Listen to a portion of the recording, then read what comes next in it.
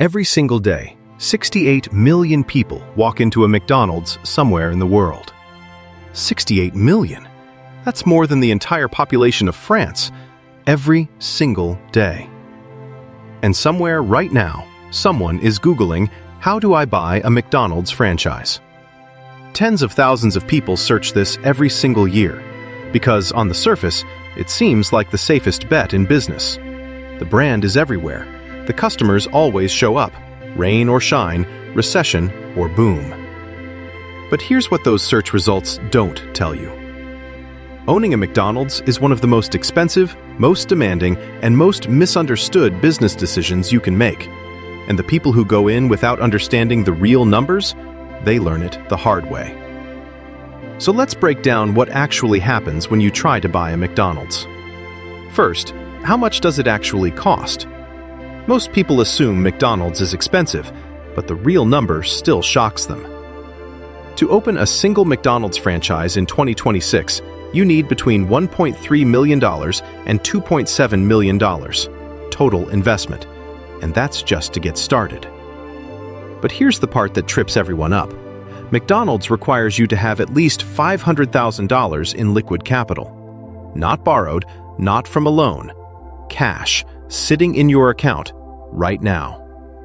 So before you've spent a single dollar, McDonald's is already asking to see $500,000 in your bank account. The franchise fee itself is $45,000. That sounds manageable until you realize that fee gets you absolutely nothing physical. No building, no equipment, no inventory, just the right to use the name for 20 years. Everything else, construction, equipment, kitchen setup, signage, that's all extra. And that's where the real money goes. Now here's the part nobody talks about. McDonald's owns the land. In almost every case, McDonald's either owns the property outright or controls the lease. You don't own the building you operate in. You pay rent to McDonald's every single month. Think about what that means. You invested up to $2.7 million. You run the operations. You manage the staff. You deal with the customers.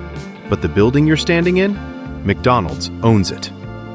And on top of rent, McDonald's takes 4% of your gross sales as a royalty fee every month, whether you make a profit or not. And another 4% goes into the National Advertising Fund. That's 8% of every dollar you bring in, straight to corporate.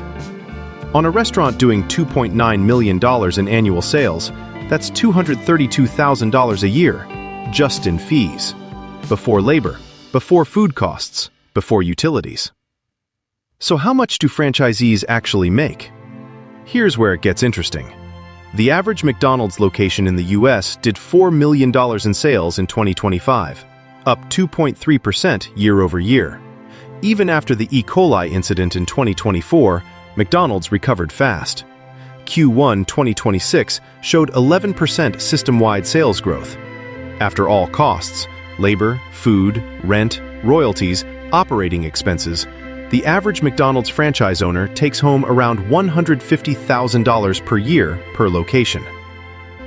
That sounds good. Until you remember you invested $2.7 million to get there. At $150,000 per year, you're looking at an 18-year payback period on your investment. Best case scenario, 5 to 7 years if you run a top-performing location. And then there's the approval process.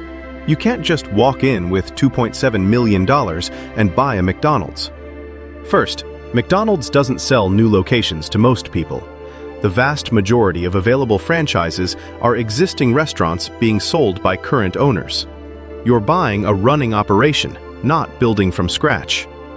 Second, before McDonald's even considers you, you go through 12 to 18 months of hands-on training, including time at Hamburger University, McDonald's actual internal training program. You learn operations, supply chain, HR, customer service standards, everything. And here's what makes McDonald's different from almost every other franchise. They expect you to be an operator, not an investor sitting at home collecting checks. McDonald's wants owners who show up, who work the floor, who know the business from the inside. The franchisee satisfaction score tells you something real about this. In February 2026, the National Owners Association gave McDonald's corporate a 1.37 out of 5 satisfaction rating, the lowest in the survey's 20-year history. Every single operator surveyed opposed proposed changes to national franchising standards. There is real tension between corporate and franchisees right now over pricing decisions, royalty increases on new builds, and operational control. So, is it worth it? Here's the honest answer. McDonald's has a 98% 5-year survival rate, the best in major fast food franchising. The brand is recession-proof. I cannot replace the drive-thru, it can only optimize it. Physical food and in-person dining are hard to automate, and the exit value is real. Because McDonald's owns most of the real estate, there is a floor on what your franchise is worth when you sell it. But this is not a passive investment. This is not something you buy and forget.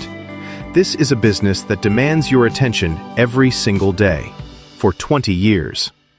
The people who succeed with McDonald's treat it like the serious operation it is. The people who fail treat it like a vending machine. What do you think? Would you buy a McDonald's if you had the capital? Drop a comment below. And subscribe, because next week we're breaking down another famous brand and what it actually costs to get inside. See you there.